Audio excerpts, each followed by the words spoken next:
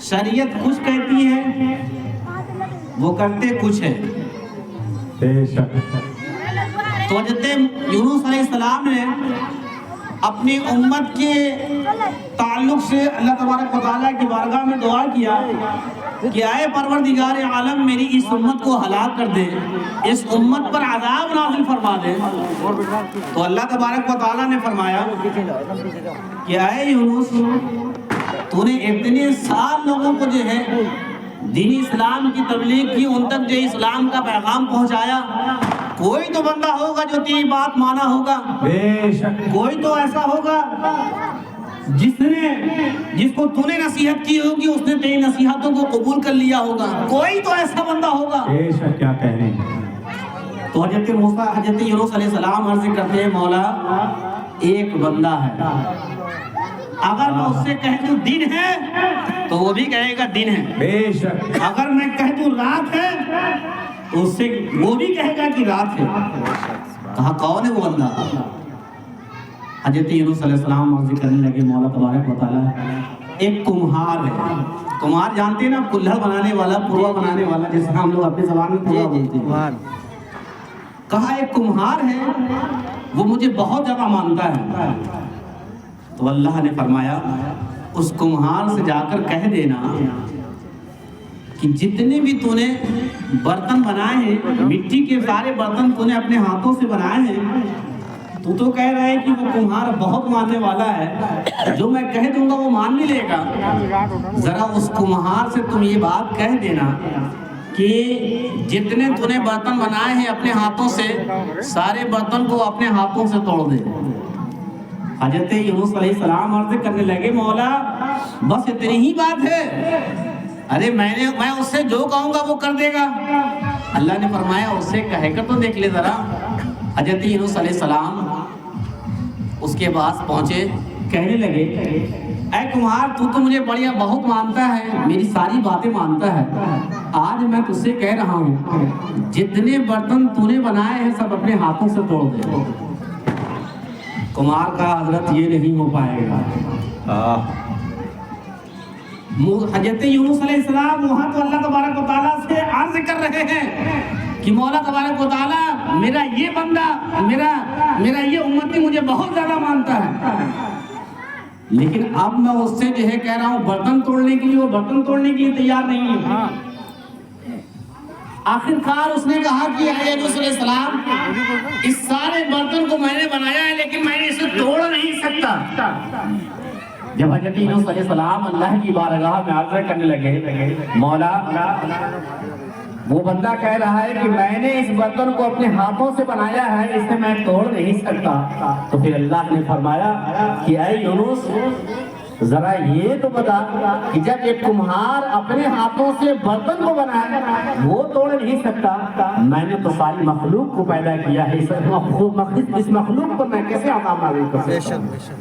اس لیے کہ اللہ تبارک و تعالیٰ جانتا تھا کہ اسی مخلوق میں آنے والا خاتم النبیین بھی ہوگا، اسی مخلوق میں آنے والے وہ حضرت ابوبکر صدیق رضی اللہ تعالیٰ عنہ بھی ہوں گے، اور اسی مخلوق میں آنے والے حضرت عثمان غنی، حضرت عمر فاروق اعظم، حضرت علی رضی اللہ تعالیٰ عنہ ہوں گے۔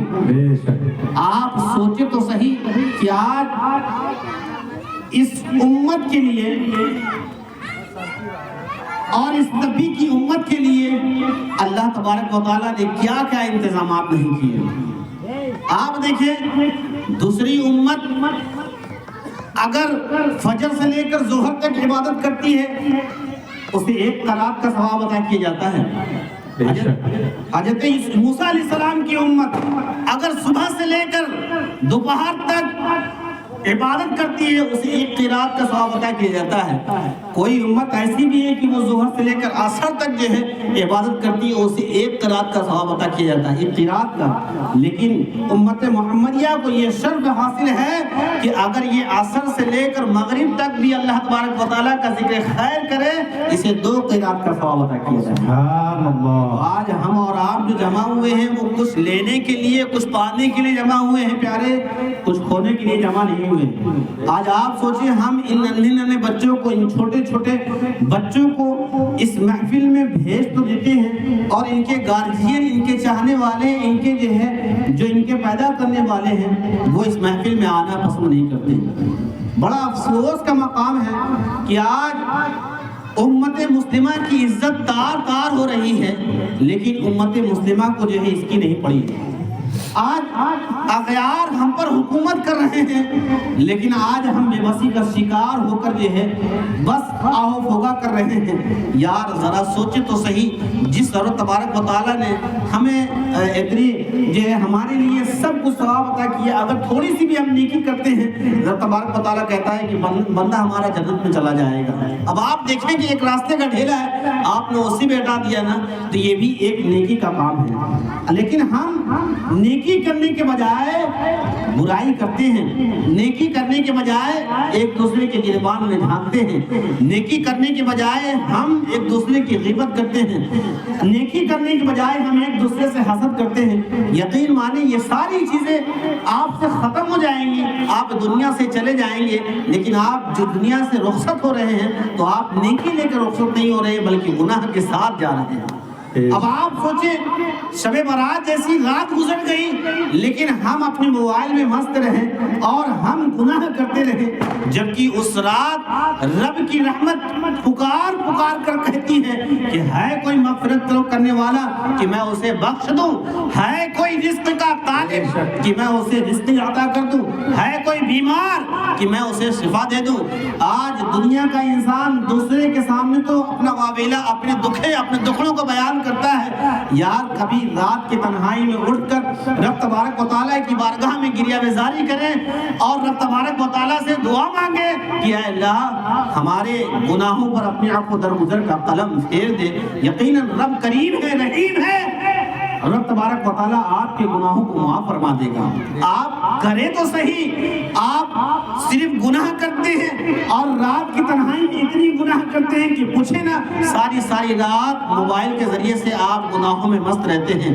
یاد رکھیں آج دوسرے لوگوں کی نظر کے سامنے اچھا بننے کے لیے تنہائی میں گناہ کرتے تو ہیں، لیکن یاد رکھیں اس گناہ کا کتنا بڑا وبال ہے، کتنا بڑا نقصان ہے۔ آج دنیا کا ہر انسان یعنی جو صحیح السنی صحیح العقیدہ ہے، نبی کا کلمہ پڑھنے والا ہے، اللہ کو ماننے والا ہے، اب آپ سوچیں کہ وہ بھی جنت میں جانے کی چاہت رکھتا ہے نا، ہر کوئی جنت میں جانے کی چاہت رکھتا ہے، لیکن جنت کیا اتنی آسانی سے آپ کو مل جائے گی؟ جبکہ حضور نے عشر مبشرہ کو تو جنت کی بشارت بھی دے دی، لیکن عمر فاروق اعظم رضی اللہ تعالیٰ عنہ وہ تو کہا کرتے تھے میں تو جانتا بھی نہیں کہ رب تبارک و تعالیٰ کی بارگاہ میں میرے اعمال قبول ہو رہے ہوں گے یا نہیں قبول ہو رہے ہوں گے، یہی سوچ کر وہ رویا کرتے تھے۔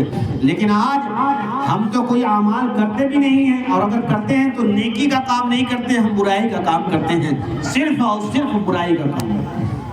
خیر، میں نے قرآن پاک کی جو آیت تلاوت کرنے کا شرف حاصل کیا ہے، اس میں اللہ تبارک و تعالیٰ ہمیں ایک پیغام دے رہا ہے، وَاتَّقُوا اللَّهَ الَّذِي تَسَاءَلُونَ بِهِ وَالْأَرْحَامَ إِنَّ اللَّهَ كَانَ عَلَيْكُمْ رَقِيبًا۔ اللہ سے ڈرو، اور اللہ نے جو آگے بیان فرمایا وَالْأَرْحَامَ،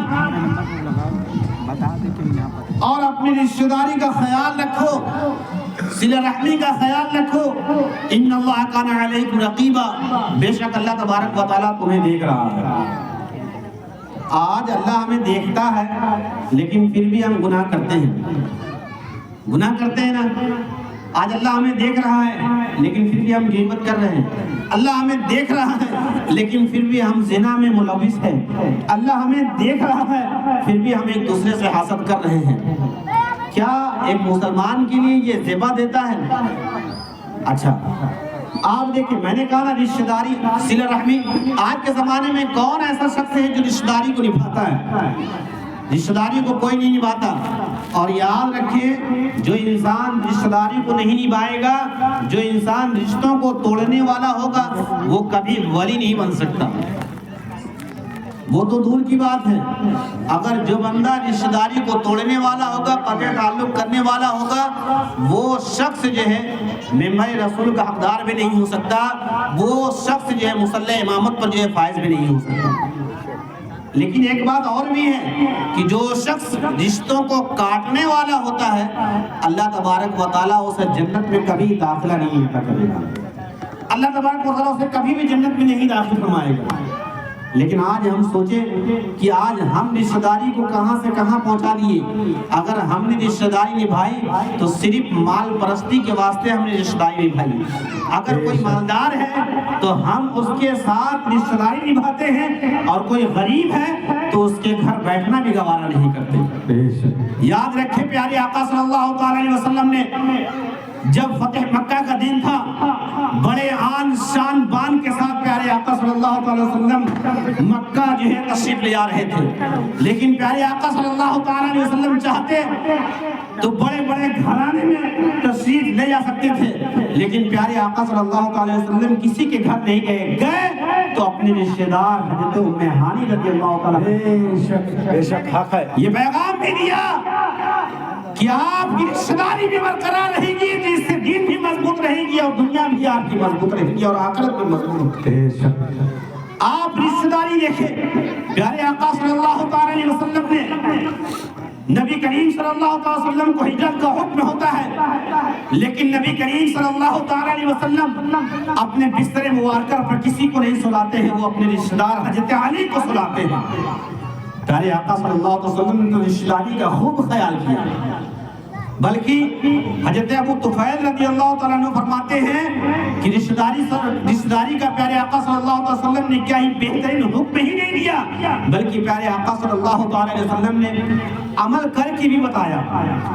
حضرت ابو طفیل رضی اللہ تعالیٰ عنہ فرماتے ہیں، کہتے ہیں رأیت النبی صلی اللہ علیہ وسلم یقسم بالجعرانہ، میں نے نبی کریم صلی اللہ علیہ وسلم کو مقام جعرانہ کے اندر دیکھا کہ وہ گوشت تقسیم فرما رہے تھے. ان اقبلت امرأۃ، اچانک ایک عورت آتی ہے، حتی دنت الی النبی صلی اللہ علیہ وسلم، یہاں تک کہ وہ نبی کریم صلی اللہ علیہ وسلم کے قریب بیٹھ جاتی ہے. فبسط لها رداءہ، پیارے آقا صلی اللہ علیہ وسلم اس کے لیے، اس عورت کے لیے اپنی چادر مبارکہ کو بچھا دیتے ہیں. فجلست، وہ عورت اس پر بیٹھ جاتی ہے. حضرت ابو طفیل فرماتے ہیں من ہیا، فقلت من ہیا، وہ کون ہے؟ فقالوا، صحابہ کرام فرماتے ہیں ہیا امہ التی ارضعتہ، یہ پیارے آقا صلی اللہ علیہ وسلم کی رضائی ماں ہے، جس کے لیے پیارے آقا صلی اللہ علیہ وسلم نے اپنی چادر مبارکہ کو بچھا دیا تھا. تو جب رضائی ماں کا یہ حال ہے تو پیارے آقا صلی اللہ علیہ وسلم اپنے والدین کے بارے میں کہا کرتے تھے کہ اگر لو ادرکت والدیہ، اگر میں اپنے والدین میں سے کسی کو بھی پاتا، او احدہما، یا ان دونوں میں سے کسی ایک کو بھی پاتا، وفرحت فتحت، اور میں عشاء کی نماز شروع کر دیا ہوتا، فقرأت فاتحۃ الکتاب، اور میں سورہ فاتحہ کی تلاوت کر رہا ہوتا، فدعتنی امی، اور میری ماں مجھے پکار کر کہتی یا محمد، تو میں نماز توڑ کر اپنی ماں کی بارگاہ میں حاضر ہو جاتا. پیارے آقا صلی اللہ علیہ وسلم نے جو امت کو درس دیا ہے، آج امت اس پر عمل پیرا نہیں ہے، اور آج امت جب عمل پیرا نہیں ہے تو آج امت جگہ جگہ ذلیل و رسوا ہو رہی ہے. یاد رکھیں جب ہم نے نبی کی سنت کو پامال کرنا شروع کر دیا ہے اس زمانے میں آج ہم رسوا ہو گئے. یاد رکھیں کل وہ 63 تھے، لیکن 63 جو ہے 63,000 پر بھاری ہوا کرتے تھے. کل حضرت خالد بن ولید جیسا انسان آج 80,000 لوگوں کے ساتھ 68,000 لوگوں کے ساتھ جو ہے جب میدان جنگ اتر جایا کرتا تھا تو 78,000 لوگوں پر بھاری رہا کرتا تھا. کیوں؟ وہ نبی کی سنت کو اپنانے کی وجہ سے. اور یاد رکھے پیارے آقا صلی اللہ علیہ وسلم نے جو ہمیں رشتہ داری کا حکم دیا ہے تو صرف اسی وجہ سے دیا ہے کہ آپ حسن سلوک کریں. حضرت علی فرماتے ہیں کہ اگر جو شخص ایک چیز کی ضمانت لے لے، بس ایک چیز کی، جو صلہ رحمی کرے تو میں اس کے لیے 4 چیزوں کی ضمانت لیتا ہوں۔ جو بندہ صلہ رحمی کرے گا اللہ تبارک و تعالیٰ اس کے مال میں برکت بھی فرما دے گا۔ جو شخص صلہ رحمی کرے گا اس کی عمر میں برکتیں ہوگی۔ جو شخص صلہ رحمی کرے گا اس کی بچی جو ہے اس کی اولاد کبھی نافرمان نہیں ہوگی بلکہ اپنے والدین سے محبت کرنے والی ہوگی۔ اور جو شخص صلہ رحمی کرتا ہے کرے گا اللہ تبارک و تعالیٰ اسے جنت میں داخلہ فرما دے گا۔ لیکن یاد رکھیں آج کے زمانے میں تو صلہ رحمی ہے نہیں، بس قطع رحمی ہے۔ تھوڑا سا انبر ہوئی معاملہ کٹ۔ اگر گھر کے اندر بہو آ گئی تھوڑا سا انبر ہو گئی بیٹے سے ماں کا بات کرنا ختم۔ کیا یہی انسانیت ہے؟ اسی کا نبی نے درس دیا ہے۔ اچھا ہمارے یہاں حالات ایسے پیدا ہو گئے ہیں کہ اگر فلاں نے دعوت نہیں دی ہے تو ہم بھی دعوت نہیں دیں گے۔ یہ صلہ رحمی نہیں ہے۔ اگر آپ نے دعوت دے بھی دی تو یہ تو بدلہ ہے، اور بدلے کا کوئی احسان نہیں ہوتا ہے، بدلے میں کوئی نیکی نہیں ہے، آپ تو یہ بدلہ عطا کر رہے ہیں۔ اسی لیے ہمیں اور آپ کو صلہ رحمی نبھانا چاہیے۔ یاد رکھیں جو شخص قطع تعلقی کرنے والا ہے اللہ کے رسول صلی اللہ علیہ وسلم فرماتے ہیں نہ وہ جنت میں جائے گا نہ وہ جنت کی خوشبو بھی پا پائے گا، اور وہ جہنم میں داخل کر دیا جائے گا۔ آپ لاکھ مال و دولت خرچہ کریں، سب کچھ کریں، لیکن آپ رشتہ داری کو نہیں نبھا رہے ہیں تو اللہ کے رسول صلی اللہ علیہ وسلم فرماتے ہیں کہ آپ جنت میں داخل نہیں ہو سکتے۔ خیر اللہ کی بارگاہ میں دعا ہے کہ اللہ تبارک و تعالیٰ ہم لوگوں کو رشتہ داری نبھانے کا، صلہ رحمی کرنے کا، حسن سلوک کا جو ہے جذبہ عطا کرے۔ اور اللہ کی بارگاہ میں دعا ہے کہ جو ہے اللہ تبارک و تعالیٰ یہاں جتنے بھی لوگ بیٹھے ہیں ان سب کی حاضری کو اپنی بارگاہ میں قبول فرمائے اور ان کے گناہوں کو اور ہم لوگوں کے گناہوں کو جو ہے معاف فرمائے۔ استغفر اللہ ربی من کل ذنب واتوب الیہ وآخر دعوانا الحمد للہ رب العالمین وما علینا الا البلاغ۔ السلام علیکم ورحمۃ اللہ وبرکاتہ۔